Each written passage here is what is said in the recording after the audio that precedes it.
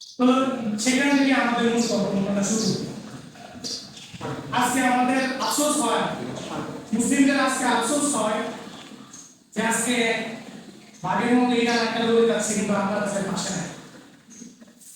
আমরা তাদের পাশে নাই, আমরা কাঠের পুতুলের মতো ঘরে বসে আছি, আমাদের হাতে করার কিছু নাই। কিন্তু আমাদের এমনও নেতারা ছিলেন, বিশেষ করে আমাদের যাকে বলা হয় আমিরুল মুমিনিন সাইয়েদনা ওমর ইবনে খাত্তাব রাদিয়াল্লাহু তাআলা আনহু, যিনি পুরো অর্ধ জাহানের বাদশা ছিলেন, সুলতান ছিলেন, যিনি পুরো অর্ধ শাসক, পুরো পৃথিবী ধরতে গেলে উনি শাসন করেছিলেন।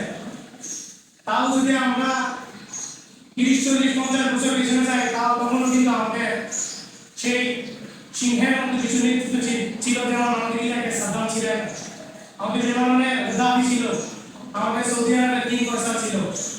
তারা যখন জাতিসংঘে যেত, ওনারা যে সম্মান পেত, তা হয়তো দুনিয়াতে কাকে দেওয়া হয়নি। আজ আমাদেরকে জাতিসংঘ বলি, যেখানে বলে আমাদেরকে চালানোর মূল্য দেয় না।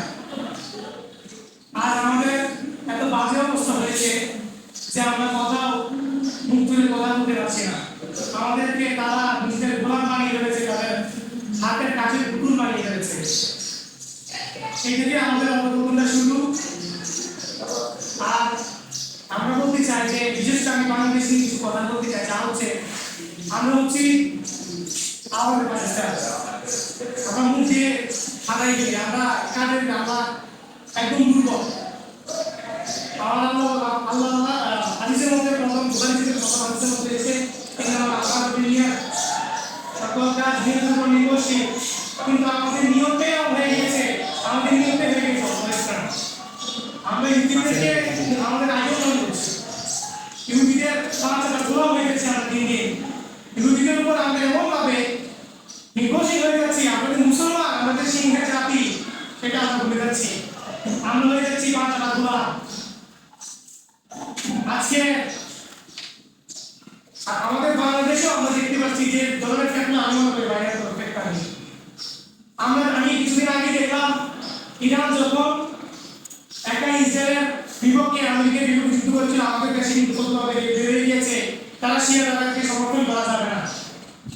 কিন্তু আমার প্রশ্ন হলো, আপনারা কি করেছেন? আপনারা যে আদর্শ মুসলমান হিসেবে নিজেকে দাবি করেন, আপনারা কি করেছেন? মুসলমানের পক্ষ হয়ে ফতোয়া দিয়ে দিয়েছেন, ওদেরকে সাপোর্ট করা যাবে না, আপনারা কিছু করে দেখান, তারপর আমরা সাপোর্ট দিব না। আমাদের কাছে আমাদের মত বিনিময়ের মধ্যে মত পার্থক্য থাকতেই পারে, আমরা শিয়া সুন্নি যাই হোক সেটা দেখার বিষয় নয়। আমাদের প্রধান এবং মূল যে থিম, যে লক্ষ্য আছে, আমরা হচ্ছে মুসলমান। আমাদের মধ্যে মত পার্থক্য থাকতেই পারে,